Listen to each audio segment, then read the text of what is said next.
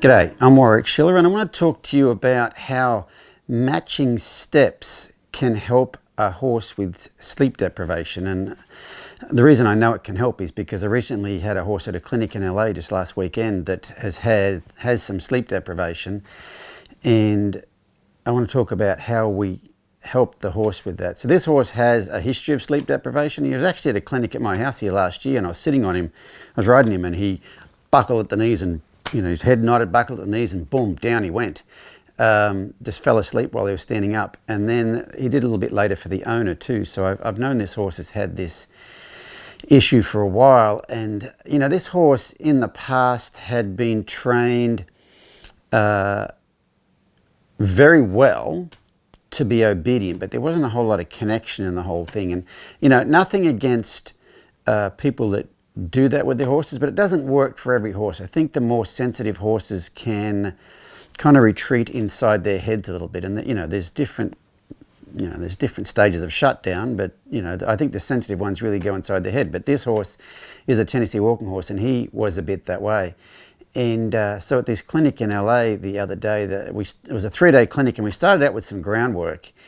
And the first day, well, not groundwork, but on the ground. And the first day I noticed what this horse tended to do was he would tend to just turn his head and peel and kind of walk away. Now, if you picked up on the lead rope, he would obediently come back.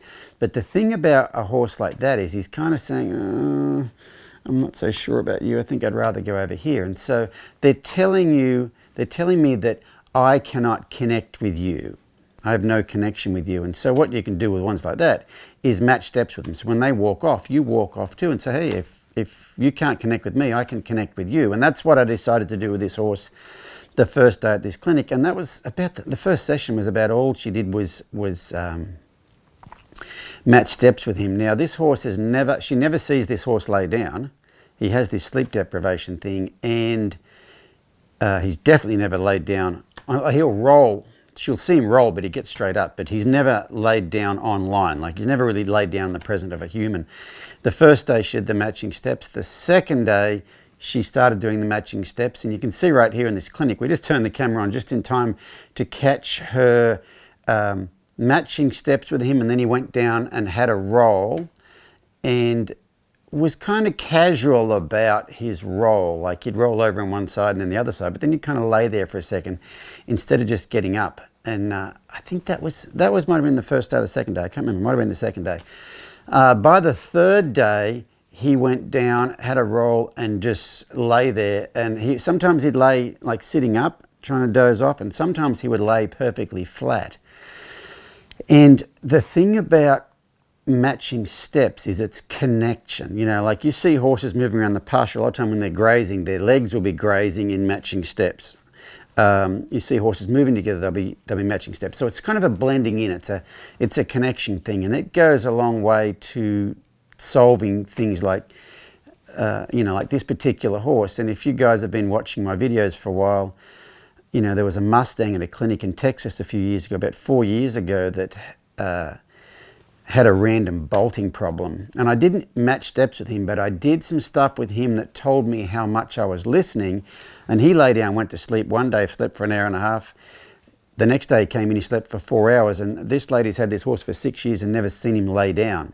And I think he went home from that clinic and lay down for about a week, but has not bolted since. And so, when you're working on, for me, when I'm working on connection with a horse, I'm not working on connection because of what problem I'm going to fix. And so the title of this video is, matching steps to help a horse with sleep deprivation. But we didn't match steps to help him with his sleep deprivation. We matched steps with him because he communicated to us that, I really can't connect with you. And if I have a choice, I'd rather just kind of wander off over here. I had a horse at a clinic in Australia a couple of years ago, and I knew nothing about this particular horse, but he kind of did the same thing, was a bit shut down and would rather wander off than do anything else. And so I matched steps with him. And the second day of that clinic, he lay down and was fast asleep. And I said to the lady, does he often lay down? And she said, he hasn't laid down in 3 months since his pasture mate died. Now, I didn't know anything about his pasture mate dying, but I imagine, horses, in order for them to lay down, they need to feel safe in the presence of another sentient being. They need to have someone to look out for them when they lay down. And that horse in Australia hadn't had a pasture mate for 3 months, and so he had no one to look out for him while he has a rest. And horses need to have about half an hour of REM sleep a day, and they need to lay down to do that. So with this particular horse at the clinic on the weekend, it was just the matching steps that helped him feel safe enough to lay down and have a bit of a sleep in the company of humans, which he's never done before. And I want to talk about sleep deprivation. I have a podcast. It's called the Journey On podcast. It's on Spotify, Google, all the apps, podcast app. It's on our website.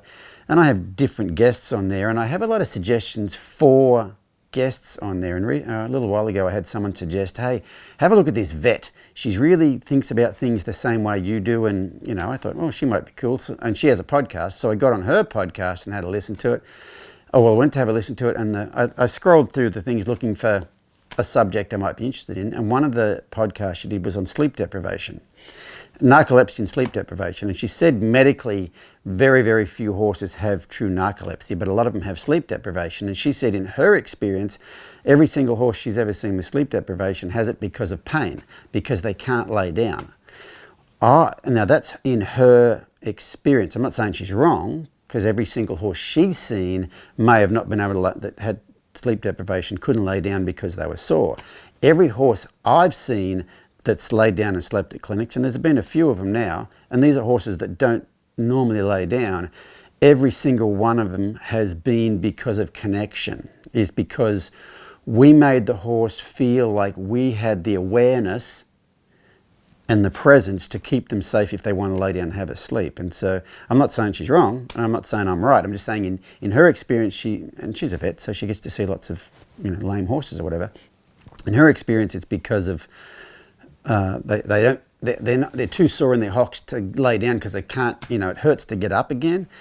That's quite possibly a very good reason for it. But I have not seen that. Any of the horses I've seen, like I said, that have had sleep deprivation, I haven't done anything to them to get them to lay down except connect with them. And that connection comes from, I talked about a lot, the sense of being seen, being heard, feeling felt, and getting gotten. Credit to Sarah Schlotti from Canada for that saying. But the sense of being gotten, being understood, and also the sense of, and then when you're doing that, you're communicating your sense of awareness and your how present you are, and that's what makes them feel safe, and down they go. So hopefully that gives you a bit of something to think about.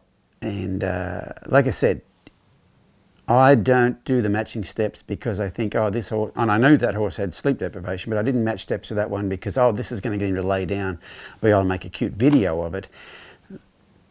I think connecting with horses basically solves almost all the behavioural issues we have with them, because the reason they have those behavioural issues is they don't feel safe. I mean, that's the thing, people say my horse is stupid, my horse is ignorant, my horse is arrogant, my horse is all these things. For the most part, horses, when they have behavioural issues, they are communicating their fear of the situation. They're communicating their uncertainty of the situation. And so if you can help them through that, you can solve a lot of behavioural issues without actually approaching them. So anyway, hope that helps. We'll see you guys next time.